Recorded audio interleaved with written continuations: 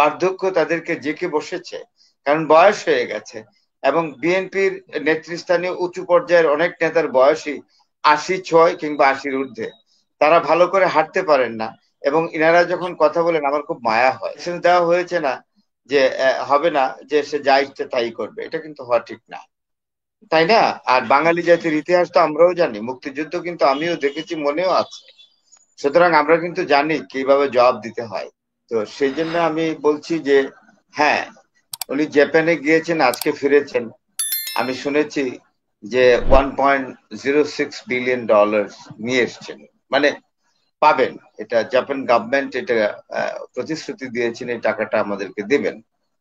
তারপরে এখানে এমওইউ হয়েছে, এখানে মুস্তফা ভাই বলেছেন যে এটার আদৌ কোনো মূল্য নাই, এবং এই নিয়ে বেশি মাথামাতি করলে মানুষ হাসবে। আসলে মেমোরেন্ডাম অফ আন্ডারস্ট্যান্ডিং এর খুব একটা নাই, জোর নাই।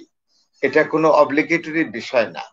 এটা একটা জেন্টলম্যান এগ্রিমেন্ট বলা চলে। তবে অনেক ক্ষেত্রে এটা রক্ষা করা হয়, অনেক ক্ষেত্রে এগুলো আর পরবর্তী সময়ে এগুলোর কোনো হদিস থাকে না। তবে এটা তো জিনিস, ইটস এ গুড স্টার্ট। যেহেতু $1.06 বিলিয়ন বাংলাদেশকে দেবে প্রতিশ্রুতি দিয়েছে জাপানিজ গভর্নমেন্ট, এক। নাম্বার টু, এখানে লাখ দেড়েক লোক যাবে জাপানে। জাপানে গেলে পয়সা করে পাওয়া যায়। এটা এটা একটা ভালো দিক। আমি অবশ্যই যেগুলো ভালো অবশ্যই আমি বলবো। আর আরেকটা জিনিস হলো এই যে এখানে এই জিনিসগুলো কিন্তু স্টার্ট হয়েছে ওনারা বলে। আরেকটা জিনিস হলো, যেমন মিডল ইস্টে আমাদের ট্রুপস নেওয়া হতো না, সেখানে হুম। সৈন্যবাহিনী for the hmm. Security of the members of the royal families.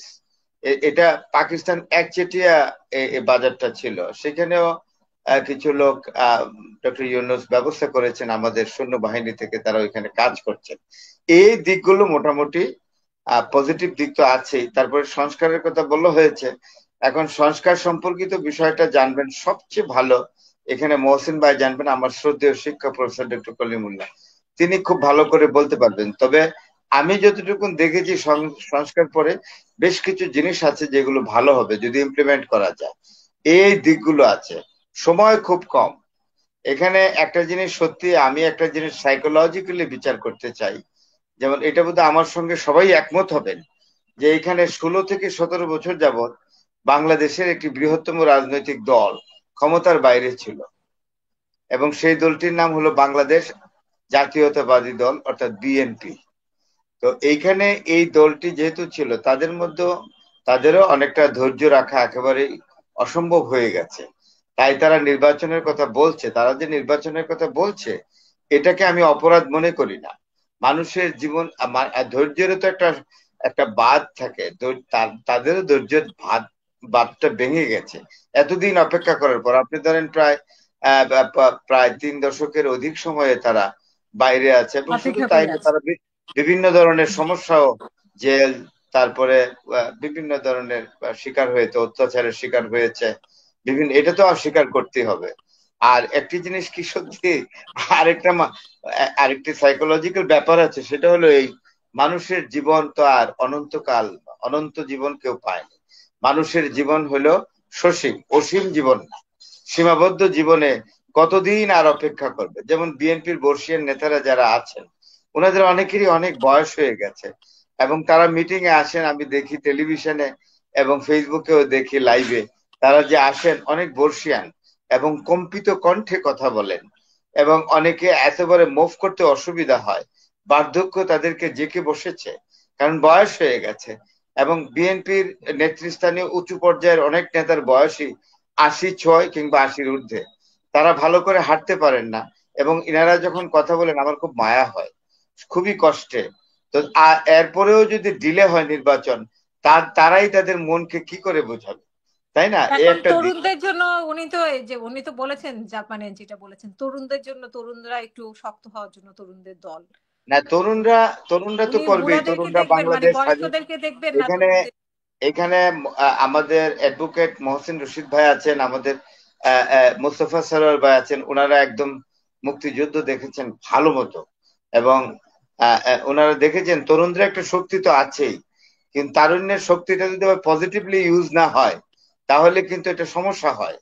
যেমন এই যে শুনলাম মুখ ঢেকে মিটিং এ যাওয়া, উনি একজন অ্যাডভাইজারের, এটা তো শোভন না। তারপরে বিভিন্ন পর্যায়ে বিভিন্ন কথা কানে আসে, এই যে আমি বললাম না যে আমার কথা বলতে অসুবিধা, অনেক প্রশ্নের জবাব আমি দিতে পারি না। তবে এইটা আমি বলবো যে রাজনৈতিক সরকার খুবই জরুরি।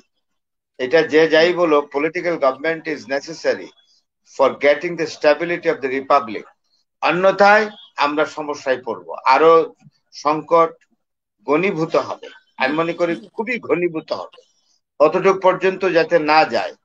এখানে আমার চেয়ে এই তিনজনই যারা আজকে সম্মানিত আলোচক আছেন আমার চেয়ে বর্ষিয়ান, আমার অভিজ্ঞতা আমার চেয়ে বেশি, পৃথিবী দেখেছেন আমার চেয়ে বেশি।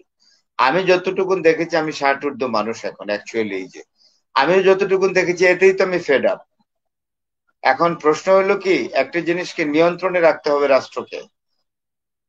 ছোট মানে তরুণ হলেই তাকে এমন লাইসেন্স দেওয়া হয়েছে না যে হবে না, যে সে যা ইচ্ছে তাই করবে, এটা কিন্তু হওয়া ঠিক না, তাই না? আর বাঙালি জাতির ইতিহাস তো আমরাও জানি, মুক্তিযুদ্ধ কিন্তু আমিও দেখেছি, মনেও আছে। সুতরাং আমরা কিন্তু জানি কিভাবে জবাব দিতে হয়। সুতরাং এগুলো বলে লাভ নাই। আমাদের ব্যক্তিগত অবদান আছে তো, আমাদের অনেক স্যাক্রিফাইস আছে ব্যক্তিগত। আমি তো আমার নিজের মাকে হারিয়েছি মুক্তিযুদ্ধে, এটা তো জানে অনেকে, আমার যারা ঘনিষ্ঠ জন।